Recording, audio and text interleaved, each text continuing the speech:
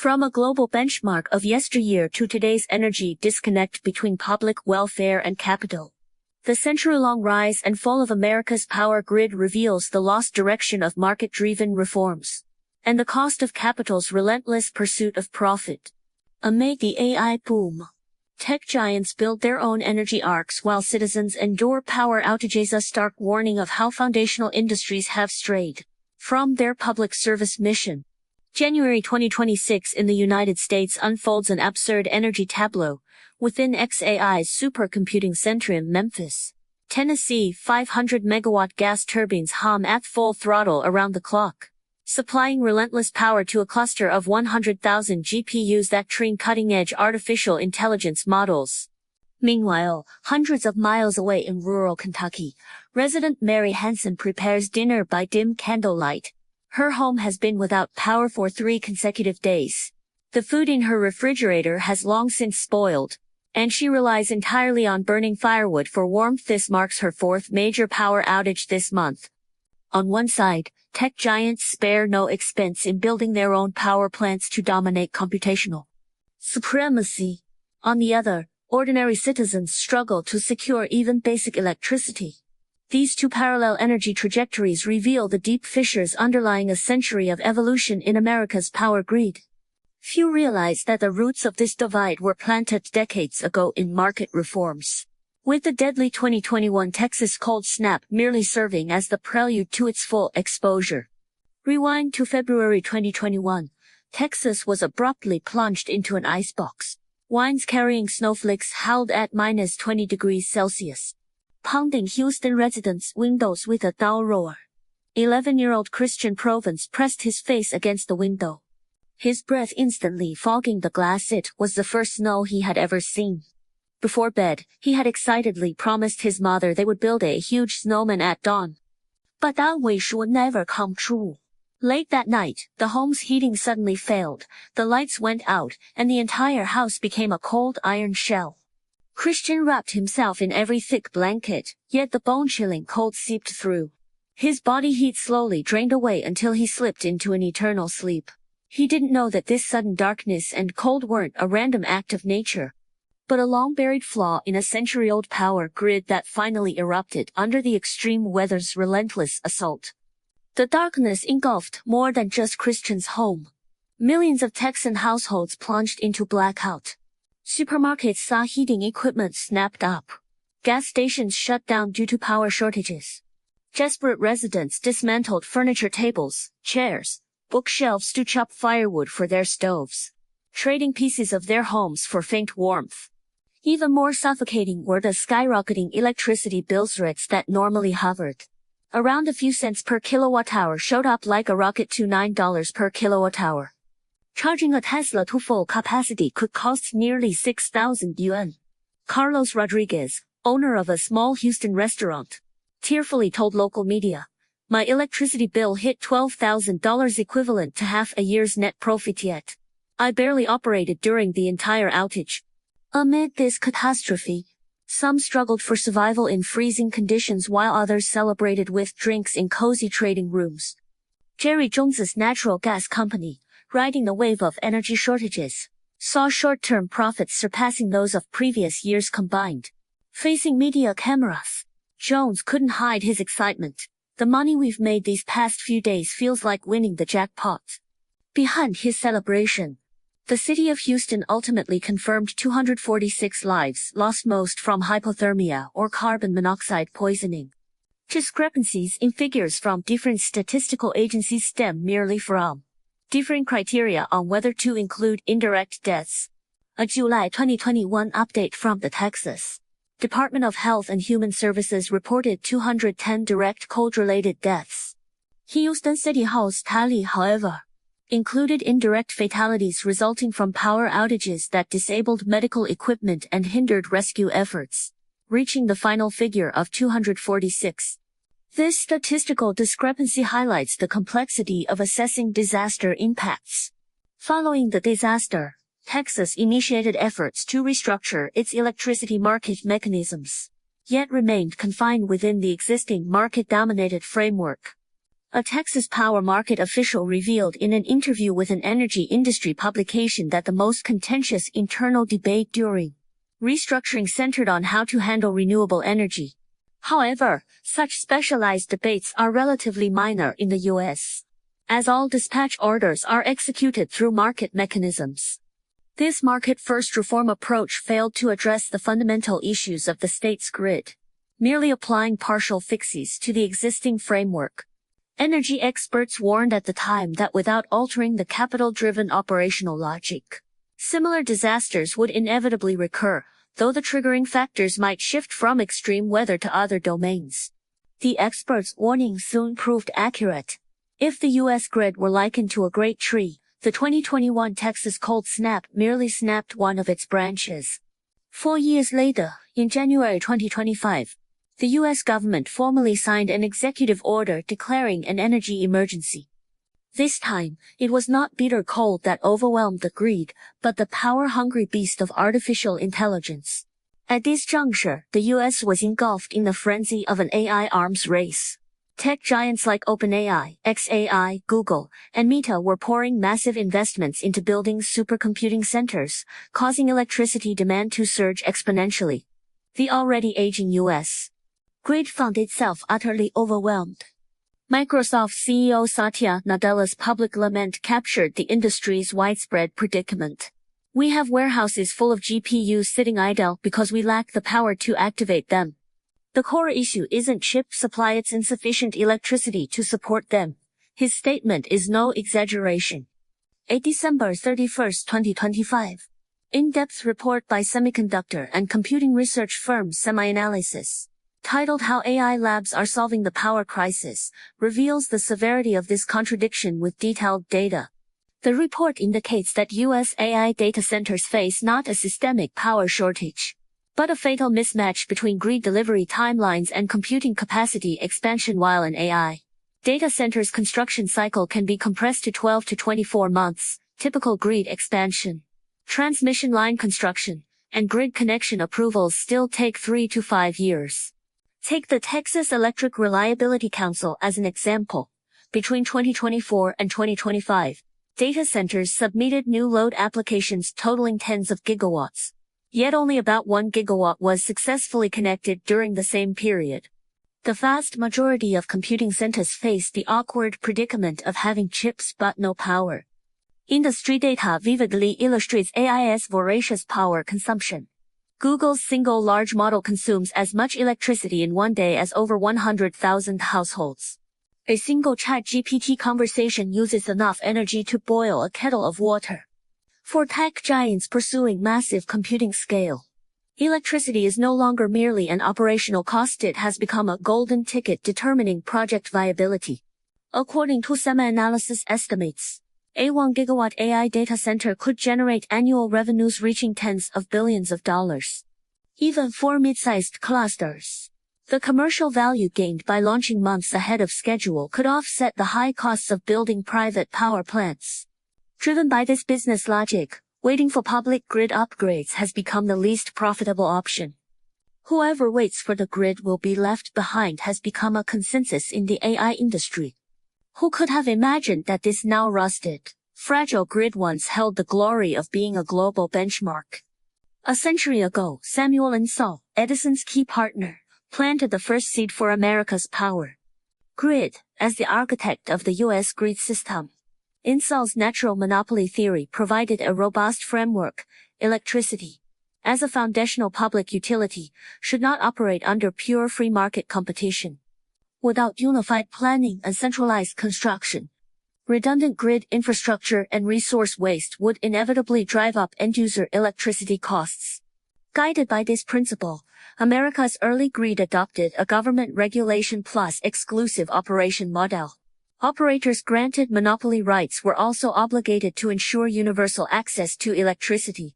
Guided by this principle, the U.S. prevailed in the war of currents, established the alternating current AC standard, and built the world's most advanced power generation and transmission system of its time.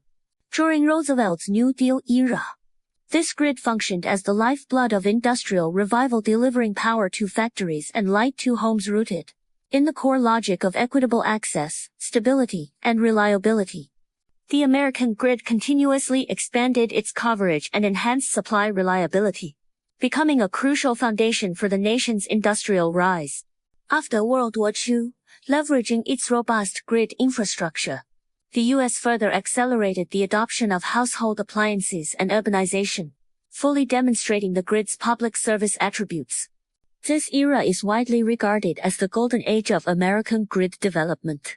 The shift began in the 1970s and 1980s as neoliberalism gained global momentum, triggering a fundamental pivot in U.S. energy policy. Wall Street capital keenly recognized the grid with its stable cash flow as an ideal vehicle for profit. Insol's natural monopoly model, once seen as a safeguard, now appeared to capital as a shackle limiting profit potential. Driven by corporate lobbying, the U.S. launched sweeping grid market reforms centered on unbundling, which forcibly split the grid's generation and transmission functions. The previously integrated system was fragmented into three segments. Power generation companies focused solely on electricity production. Transmission companies handled power delivery and collected toll fees, while retail electricity providers acted as middlemen profiting from price differentials. This fragmentation model appeared to achieve clear division of labor and full competition, but in reality, it completely undermined the grid system's integrity and coordination, sowing the seeds for subsequent energy crises. In the early stages of reform, market competition did bring short-term dividends.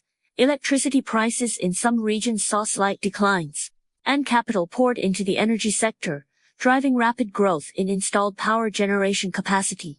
But the good times didn't last long.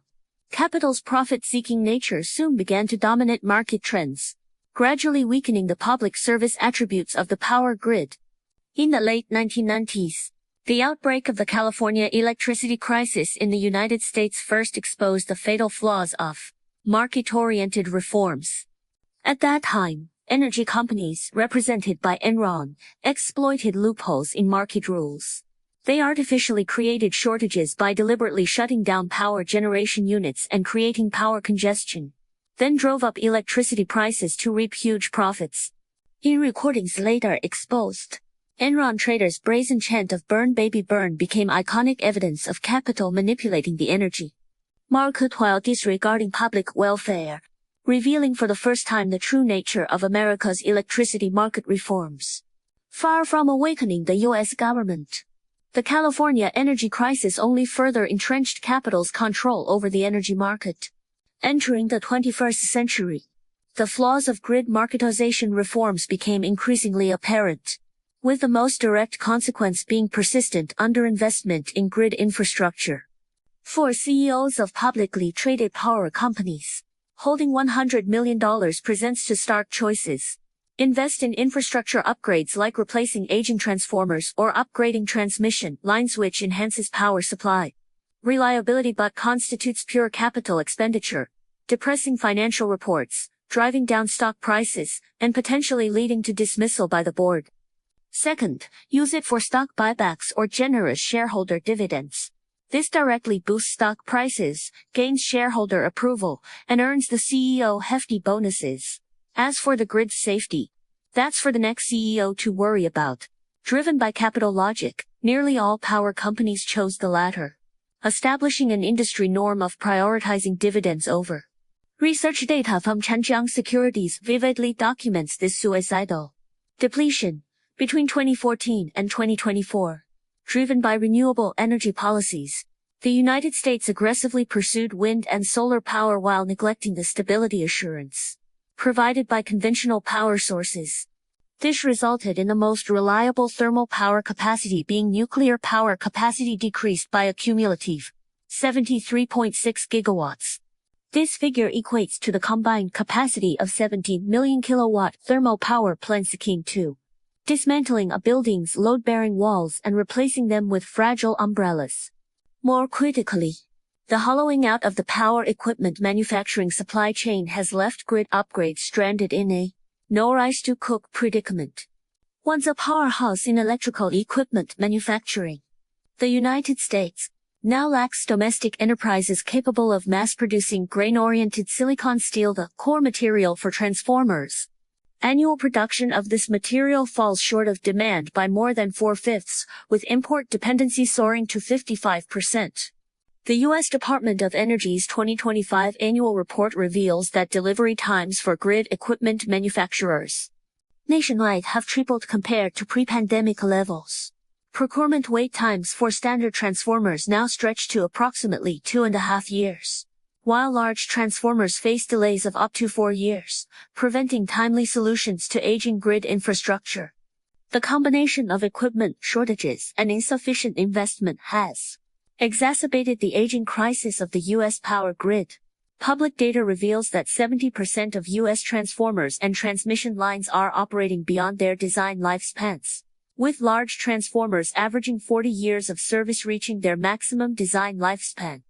Concurrently, the U.S. grid maintains a mere 20% reserve margin, far below the internationally recognized 30% safety standard, leaving it extremely vulnerable to disruptions. In 2017, U.S. Energy Secretary Rick Perry wrote to the Federal Energy Regulatory Commission (FERC), explicitly stating that the short-term market in the U.S. electricity sector fails to provide adequate price signals, making it difficult to ensure reasonable long-term capacity investments. He warned that the current wholesale market price formation mechanism threatens both grid security and national security. A subsequent report by the U.S. Department of Energy also noted that the premature retirement of coal and nuclear power plants poses a severe threat to grid resilience. Existing capacity markets cannot guarantee sufficiently reliable power supply, and the report recommended that a fiercely accelerate reforms to the price formation mechanism of centrally organized wholesale electricity markets. In response to Secretary Perry's request, FERC issued a document in October 2017 seeking public input on grid reliability and resilience pricing. However, deeming the Department of Energy's reform rationale insufficient, FERC suspended the market rule revisions in January 2018 and initiated an assessment of grid resilience across major regional power market operators' service areas. Secretary Perry immediately responded via the Department of Energy's official website, emphasizing the critical role of diversified fuel supplies, particularly on-site fuel capacity, in ensuring reliable electricity delivery, while reiterating the urgency of advancing grid reforms. This years-long policy standoff ultimately concluded with the reform proposal being shelved. Far from resolving systemic flaws in the U.S. grid, these deficiencies have only worsened over time. If market-driven fragmentation represents the grid's internal wounds, then the physical disconnection of its network constitutes a more fatal form of self-inflicted harm. Today's U.S. grid is not a unified whole but is divided into 3 independent local networks: Eastern, Western, and Texas. Interconnectivity between regions is extremely low, creating a pattern of energy islands that operate in isolation and without mutual support. This configuration is not due to technical limitations but rather the result of capital and local interests at play, with Texas being the most emblematic example. As America's most energy-rich state, Texas, driven by its Lone Star Republic ethos and, more critically, a desire to evade federal oversight, unilaterally established its own electricity regulations and pricing structures. It deliberately severed ties with the national grid, creating an independent power market system. While Texas's energy autonomy yielded short-term benefits during peacetime, granting local energy firms greater pricing power and profit margins, it exposed fatal flaws during extreme disasters. During the 2021 cold snap, Texas power plants shut down en masse due to inadequate freeze preparedness. Meanwhile, neighboring Louisiana and Oklahoma faced electricity surpluses. Yet these excess supplies couldn't reach Texas due to physical grid barriers, further exacerbating the state's energy crisis. Post-disaster, widespread calls emerged for Texas to integrate into the national grid to enhance supply reliability.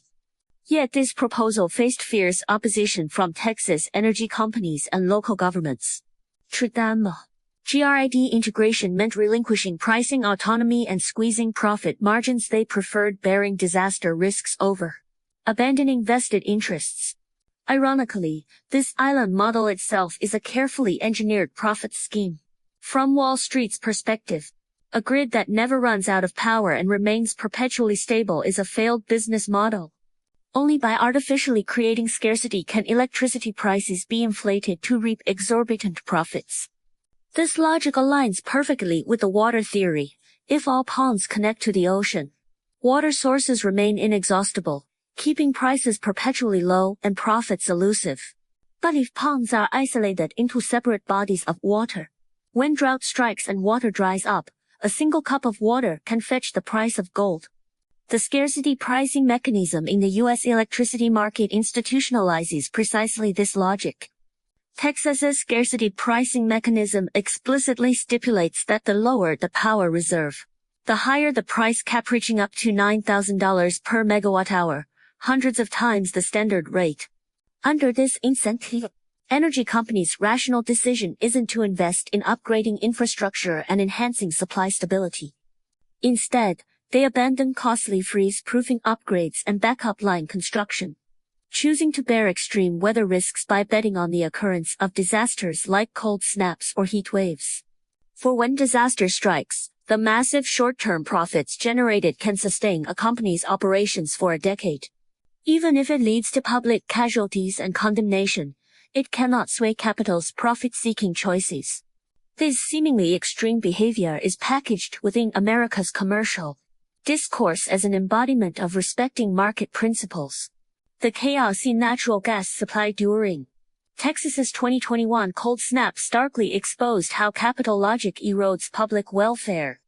Underground pipelines in Texas still held reserves, but without freeze protection. Frozen pipes slowed gas flow, failing to meet power plants' fuel demands.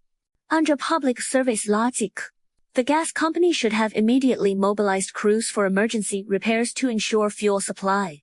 Instead, U.S. gas companies seized the opportunity to drastically raise prices, pushing the cost per unit from $2 during normal times to hundreds of dollars.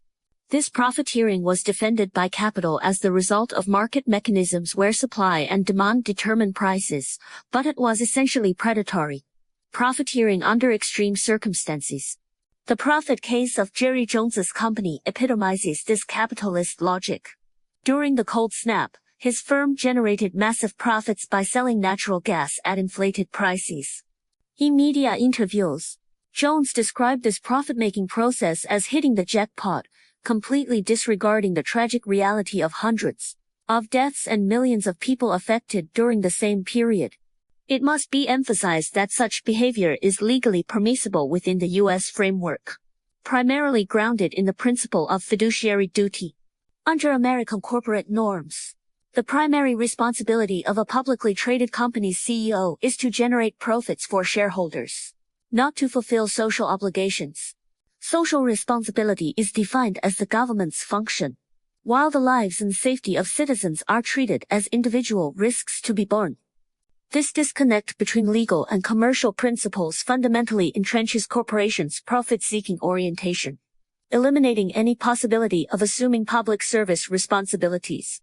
If a CEO chose to supply power at a loss or reduce prices to save lives during a crisis, they would not only face lawsuits from the board but also be abandoned by Wall Street capital. During California's 2001 energy crisis, a small utility attempted to supply power to residents at cost. It was subsequently targeted by malicious short selling due to declining profits and ultimately forced into bankruptcy. This case served as a stark warning to all energy companies, further cementing the principle of shareholder primacy. The volatility of policy has further exacerbated the challenges facing the U.S. power grid.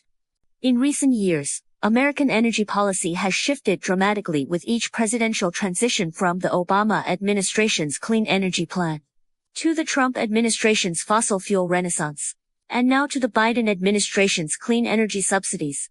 This constant policy swing has created extreme uncertainty for long-term investments in the energy sector. Legislation enacted in 2025 repealed portions of the Biden administration's clean energy subsidy policies, eliminating tax credits for wind and solar projects while easing restrictions on fossil fuel extraction. This flip-flopping policy environment has deterred capital from committing to long-term grid infrastructure investments.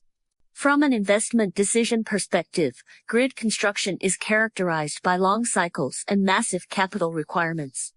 Building an intrastate transmission line typically takes over a decade, while the U.S. presidential transition every 4 years can trigger fundamental shifts in energy policy. Today's subsidies may become tomorrow's penalties. Currently encouraged projects could face restrictions or outright bans in the future. Within this uncertain policy landscape, no capital is willing to commit tens or hundreds of billions of dollars to grid construction, nor is anyone inclined to adopt a long-term perspective. It's akin to a gambling game with ever-changing rules, where players have only two optimal strategies. Either exit the game entirely or go all in for short-term profits before quickly exiting. It is precisely against this backdrop that the jackpot disaster profits Jerry Jones spoke of have become capital's preferred profit model. This approach requires no long-term investment while delivering massive returns in the short term, perfectly aligning with capital's demand for quick entry and exit to chase profits. Amid this capitalist logic, the electricity safety of ordinary citizens has gradually become the sacrificial offering. In recent years, power outages across the United States have grown increasingly frequent. Beyond major disasters like the 2021 Texas cold snap, smaller-scale blackouts have become commonplace. Data from the U.S. Energy Information Administration reveals that between 2020 and 2024, the average annual power outage duration for U.S. residential users reached 8.5 hours, a 62% increase compared to the 2010 to 2014 period. Over 40% of these outages stemmed from aging grid infrastructure failures. In stark contrast to the public's electricity woes, tech giants have long secured their own escape routes. Faced with grid aging and shortages, AI giants like Amazon, Microsoft, Google, and Meta didn't wait for grid upgrades. Instead, they launched a self-generation trend, bypassing public grid constraints by building their own power plants to provide exclusive energy for their computing centers. This industry, termed BYOG, bring your own grid model, is reshaping America's energy landscape while deepening the divide in energy distribution. XAI's Memphis, Tennessee, facility stands as a benchmark for the BYOG model. To rapidly deploy its 100,000 GPU supercluster, XAI bypassed the public grid entirely, installing over 500 megawatts of fast deployable gas turbines and engines in under 4 months. By leasing equipment to further compress the timeline, it set an industry record for data center deployment speed. This extreme pursuit of speed reflects a reshaping of computing power's time value.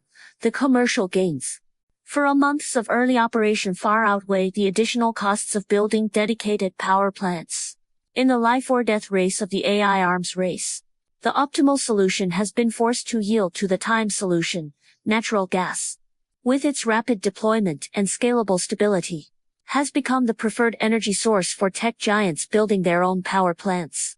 Beyond rapidly deployable gas-fired plants, tech giants are also investing in longer-term nuclear energy projects. On January 10, 2026, Meta announced agreements with nuclear suppliers Vistra, TerraPower, and Oklo to power its Prometheus supercomputing cluster at the New Albany data center in Ohio. Under the agreements, Meta will fund Vistra's nuclear plants in Ohio and Pennsylvania to extend their operational lifespans and enhance generation capacity, while also investing in new nuclear projects by TerraPower and Oklo. Meta projects these collaborative initiatives will add approximately 6.6 gigawatts of new power capacity by 2035, exceeding the total electricity demand of New Hampshire and sufficient to advance its superintelligence objectives. Meta's strategy is not unique. Amazon previously signed a nuclear power purchase agreement with Holland Energy and invested over $500 million to advance multiple nuclear projects. Microsoft partnered with Constellation Energy to invest $1.5 billion in reactivating the 3 Mile Island nuclear plant. Google collaborated with startup Kairos Power to develop advanced reactors slated for deployment within the next decade. TerraPower, founded by Bill Gates, has also secured funding from multiple tech companies for its nuclear project in Wyoming. In March 2025, Meta, Amazon, and Google jointly signed a pledge to triple global nuclear energy production by 2050, showcasing the tech giants' ambitions in the energy sector. This wave of self-generated power among tech giants heralds the dawn of a stratified era in America's energy landscape. Within this stratified energy system, tech giants shelter within energy arks powered by nuclear and gas plants, enjoying uninterrupted electricity supplies while vying for computing supremacy in artificial intelligence. Meanwhile, ordinary citizens remain tethered to rusting public grids, enduring power outages during every extreme weather event and equipment failure, while footing the bill for skyrocketing electricity costs. This coexistence of cloud computing revelry and ground-level livelihood struggles paints a unique picture of America's electricity fold, where energy resources are stratified by capital strength, and social divisions are further cemented through disparities in energy access. Notably, tech giant's self-generation model fails to address the U.S. grid's fundamental issues and may even accelerate its decline. As more premium loads detach from the public grid, its user base deteriorates, leaving energy-intensive, low-profit residential loads as primary consumers. This further dampens utilities' incentive to invest in grid upgrades. Energy experts predict that if this trend persists, the U.S. public grid could spiral into a vicious cycle. Loss of premium loads gives insufficient investment gives declining reliability gives further load disconnection, ultimately becoming a low-end grid serving only low-income communities. Faced with this predicament, the U.S. government has not been idle. But most policies introduced have addressed symptoms rather than root causes. Following the declaration of an energy emergency in January 2025, the U.S. government rolled out a series of short-term measures. These included releasing strategic petroleum reserves, temporarily waiving certain environmental regulations to boost fossil fuel supply, and providing emergency subsidies to power companies.